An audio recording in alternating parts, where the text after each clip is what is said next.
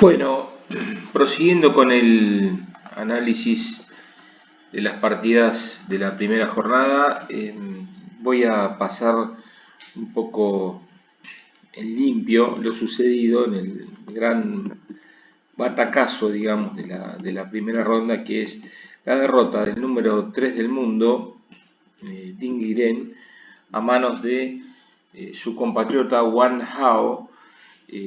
Bueno, yo ya en el año 2000 me di cuenta, eh, al asistir como entrenador al Campeonato Mundial en España, el Campeonato Mundial Juvenil en España, y ver la formidable actuación y el nivel que tenían los jugadores chinos, que había una avanzada que en pocos años íbamos a tener eh, desbordado de jugadores chinos en los mejores lugares del ranking mundial. Y Ding Liren, que es el conductor de las piezas blancas, y Wang Hao son dos de las grandes estrellas del ajedrez mundial en este momento, y disputaron una partida muy interesante. A mí me causó bastante sorpresa que Ding Liren fuera derrotado, pero Wang Hao es un jugador muy respetado, con grandes cualidades defensivas, y me parece que en este torneo los jugadores de piezas negras van a tener probablemente muchos más éxitos de los que estamos acostumbrados, porque en el fragor de la batalla, logrando posiciones sólidas, cuesta mucho vencer a las negras. Estos jugadores tienen una gran preparación y, como contaba en otro video, está realmente de moda la apertura inglesa. Ding Liren utilizó la apertura inglesa.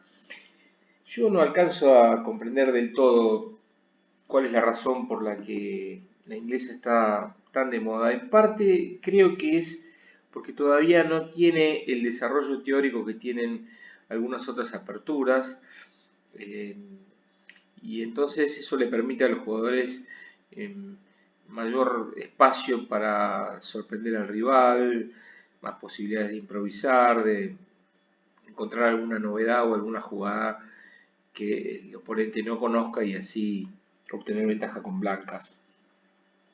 En esta partida la respuesta de Wang Hao fue la más lógica de todas, que es tomar el centro con el 5, y el blanco, a su vez, dentro de la posición más clásica de la apertura inglesa, adopta la jugada G3, que es realmente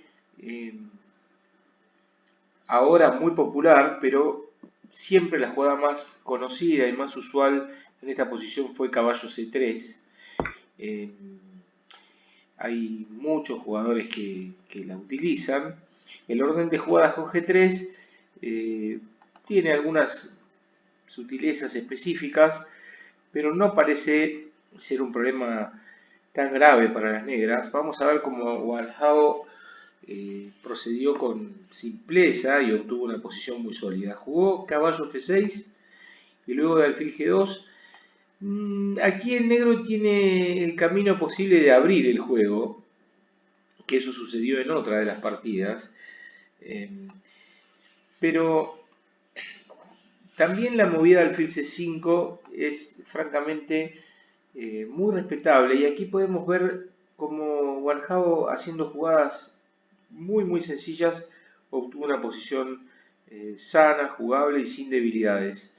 Ding Liren jugó D3, que no es una jugada extraña dentro de este esquema, enroque, caballo C3 y ahora C6.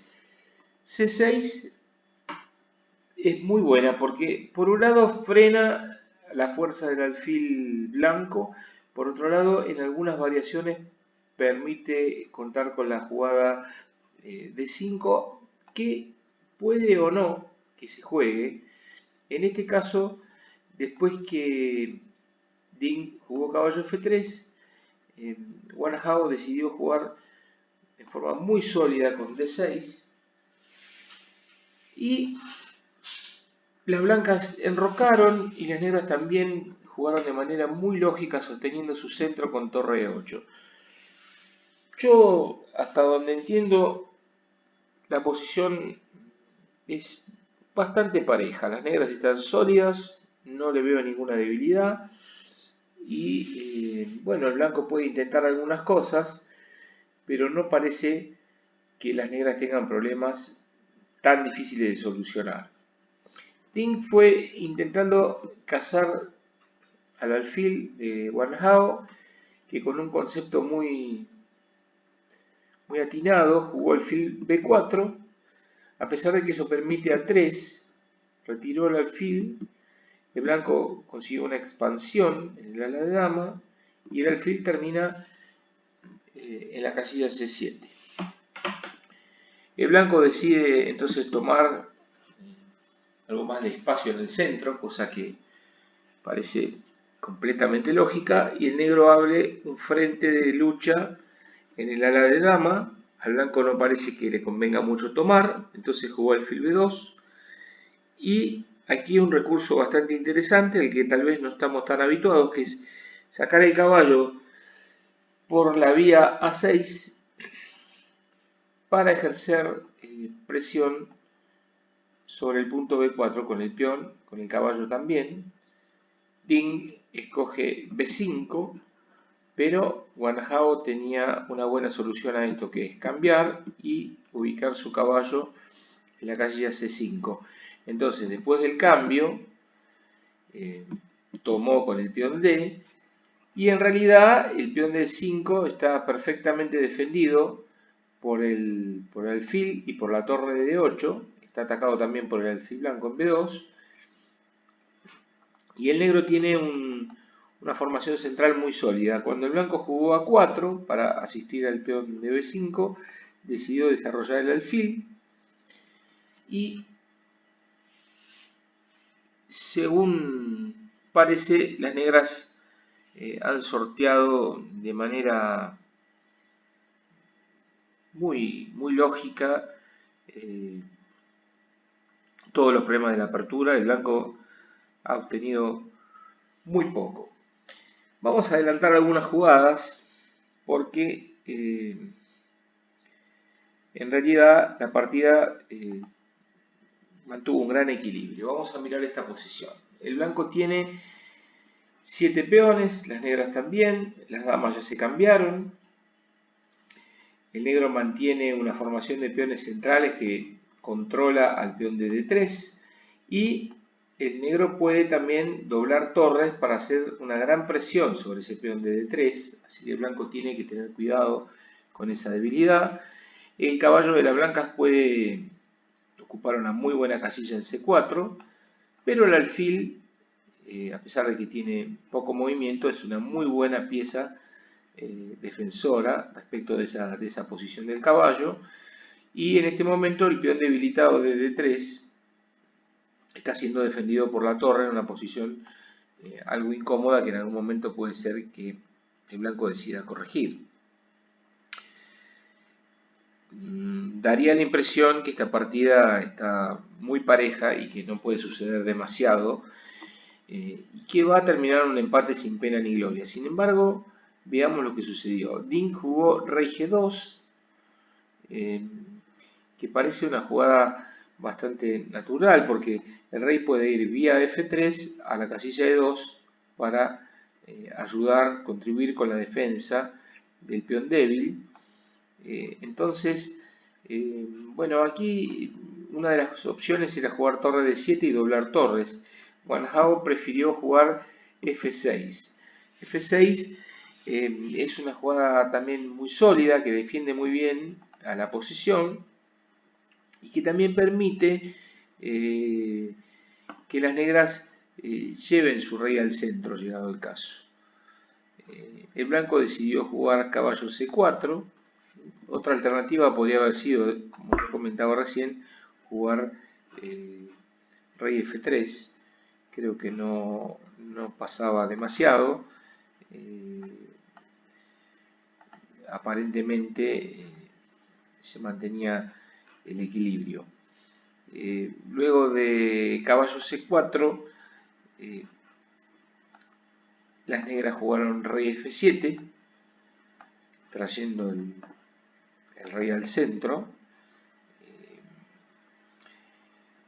y el blanco reorientó el alfil que está completamente bloqueado. Es una jugada más o menos natural, que sería alfil C1, pero aparentemente aquí Ding Liren tenía una idea demasiado peligrosa, que es intentar romper en F4. Van Hao hizo torre de 7 y ahora para mí tendría que haber jugado rey F3 y ante torre dobla podía defenderse con rey E2. Posiblemente esta posición continuaba con un equilibrio y se encaminaba hacia un empate si las blancas y las negras no cometían ningún error, pero el blanco hizo algo que es casi suicida, según mi impresión, o al menos muy peligroso, si no pierde la partida, pero pone a las blancas en una posición algo complicada, porque si bien la jugada de F4 tiene su espíritu, intenta ser agresiva, veamos que la torre mira al rey enemigo, también el blanco queda con muchas debilidades. Luego de peón por peón, ya es muy difícil capturar de peón, porque queda solo el peón de H4, incluso se puede mirar esta variante, peón por, torre dobla, y si el blanco cometiera terrible error de jugar torre F3 para defender el peón débil, vendría caballo por H4 y blanco queda perdido. Y si torre D1, por ejemplo, la jugada torre D4 sería también muy fuerte, porque amenaza torre por caballo, y ahí no se puede capturar porque aparece la torre de D1 indefensa. Entonces ahí en esta posición las negras tienen, para mi opinión, bastante ventaja. Está colgado el peón de F4, está colgado el peón de H4, se amenaza torre por caballo. Esa posición no es demasiado buena. Entonces, después de F4, que es muy arriesgada, hay que tomar forzosamente alfil. Y ahora las negras pueden cambiar y se llega a este panorama donde el negro jugó de modo sumamente interesante el movimiento F5. El movimiento F5 no es un sacrificio porque tomar sería un error. Este peón no hay ninguna forma de que sobreviva. Por ejemplo, el negro puede jugar rey F6 y muy rápidamente el negro ha conseguido muchas cosas. Por ejemplo, la actividad para la torre, la posibilidad de tomar. Supongamos que el blanco juega algo así como rey F3, entonces las negras posiblemente pueden jugar torre D4. Torre D4 debe ser la mejor jugada porque molesta sobre el peón F con el alfil y con la torre. Y si no, si las blancas juegan rey G3 para no tapar a la torre blanca que está defendiendo el punto F4, bueno, las negras podrían primeramente tomar en F5 y tal vez preparar la jugada torre D4. También tienen la invasión con torre D2. Y bueno, las blancas tienen más debilidades, así que es muy posible que las negras estén algo mejor o bastante mejor en esta posición, con mucha perspectiva de ganar la partida.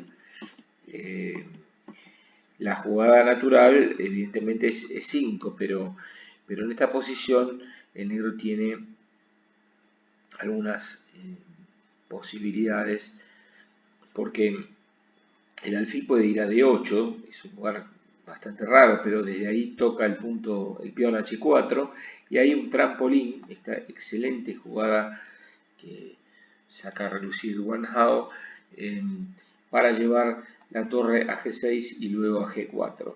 El desenlace de la partida fue bastante interesante, porque el blanco jugó rey F3, el negro llevó la torre, y el blanco impidió esa maniobra, y aparte hizo presión sobre el peón F. Esto Van Hao lo tenía previsto, jugando rey E6, y aquí jugó torre D1, entonces acomodó el alfil en D8, tocando la debilidad. El blanco jugó torre A2, tal vez está pensando en algunas posibilidades de transportar a la torre si es que las negras llegan a capturar. el peón de H4, pero en realidad las negras jugaron torre D4, que parece una jugada interesante, y ante caballo C2 sacó la torre y parece buscar la repetición, ¿no? Si ahora las negras vuelven a jugar torre D4, casi seguro las blancas pensaban jugar caballo C2 y mejor empatar la partida porque estaban con bastantes problemas. Las negras decidieron jugar torre D7 y acá las blancas tenían un recurso notable que no utilizaron. Podrían haber jugado, en vez de torre D2, podrían haber hecho muy interesante planteo con el movimiento D4, que parece un sacrificio a simple vista, pero en realidad hubiese sido una idea muy valiosa. El blanco estaría amenazando jugar D5, que es muy fuerte, y bueno, las negras tendrían problemas si toman de peón, porque existe una jugada muy fuerte que es torre C2. Torre C2, por ejemplo, si ahora D por E3 es un error terrible, viene torre C6 jaque, y si la torre se va, si el rey se va al 7 después del jaque, el blanco cambia la torre y después gana la torre de G6. Y por supuesto el rey no puede irse a F7 porque se olvida también la torre de D7. Entonces ahí habría una celada muy interesante. Es mejor tomar de torre y después de los cambios ocurriría caballo C2 probablemente para amenazar caballo por D4 yendo sobre jaque al rey y sobre el peón de F5. Entonces sí, podría suceder rey D5, pero a rey D5 hay un recurso muy bueno que era caballo por D4 y si rey por torre jaque para luego capturar el alfil de D8 y las blancas siguen en una posición totalmente buena. Esta jugada torre D7 al responder con torre de D2 en realidad Guanjao pudo capturar el peón. El blanco propuso el cambio de torres y aquí viene una jugada genial que es sumamente instructiva para cualquier aficionado, sacrificando la calidad. Este sacrificio de calidad produce un final que hubiese sido muy interesante si caballo por G4, H por G4 y por ejemplo rey E3, porque entonces las negras pueden jugar G5. G5 tiende a dejar, en el caso de peón por, dos peones pasados y unidos, y además va a caer el peón de E5, entonces las negras tienen, a pesar que están con calidad de menos, grandes posibilidades de ganar este final, porque el peón F y el peón G, si los avanzamos de manera defendiéndolos y de manera coordinada, son una carta segura de triunfo. Vale muy poquito el hecho de tener torre contra alfil en una posición como esta. Las negras además tienen dos peones por compensación. Y con esa idea tan interesante, el sacrificio de torre le da un valor enorme a la partida. El blanco jugó torre H2, entonces defendió con G6 el peón y a caballo por torre puede tomar dando jaque, eligió tomar hacia afuera, que es muy interesante también, y cuando el rey se va tiene la posibilidad de sacar el alfil. Y aunque parezca increíble, este final es prácticamente imposible de arreglar para las blancas porque los peones pasados de las negras, que disponen de muchas maniobras, el rey F5, la ruptura en G5, e ir preparando a gusto la manera de definir, bueno, entonces esa ventaja es imposible de manejar. Jugó torre C2 y ahí jugó H4, imposible de manejar para el blanco. Que el blanco decidió rendirse de manera tal vez prematura. En este momento ya no encontró cómo continuar la partida y decidió rendirse. Parece apresurada la decisión, pero en realidad hubiese sido imposible para él poder detener a los peones negros. Me interesa ese desafío, si lo pueden analizar un poco. Las negras tienen rey F5 muy rápido y enseguida pueden tener también G5 y bueno, el ingreso del alfil negro. También se puede combinar la idea de rey F5 con la idea de torre D4 y capturar al peón de F4, y jugando con paciencia y con precisión, no son jugadas muy difíciles las que se necesitan. En realidad Juan Jabo tiene el triunfo asegurado. Una partida, la verdad, un poco curiosa, pero con un desenlace sumamente instructivo. Es muy interesante aprender el manejo de la posibilidad de sacrificar calidad para obtener peones pasados.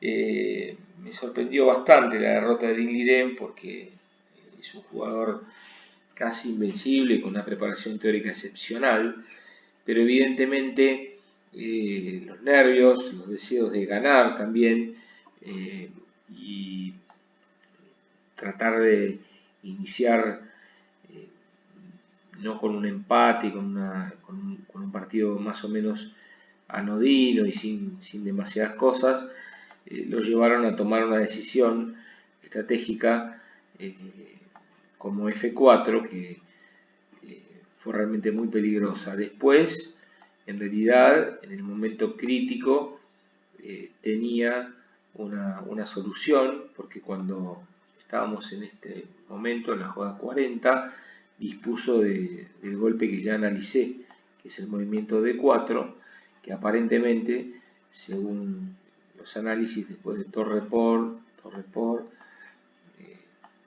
peón por, caballo C2 y probablemente rey D5, entonces caballo por D4, rey por y torre de 2 jaque llevaba una posición en la que las blancas no tenían el más mínimo problema, pero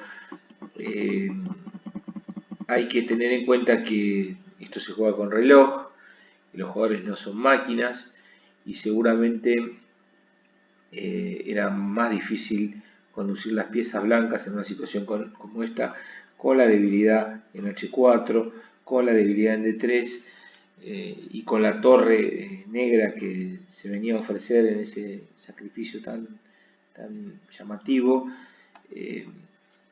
La situación se fue complicando y evidentemente Ding Liren perdió el control de los nervios y con ello la partida. Vamos a ver si consigue restablecerse, porque es para muchos, junto con el norteamericano Caruana, el gran candidato a obtener el pase para desafiar en Dubái hacia fin de año, en octubre más precisamente, al genio y campeón mundial de ajedrez Magnus Carlsen.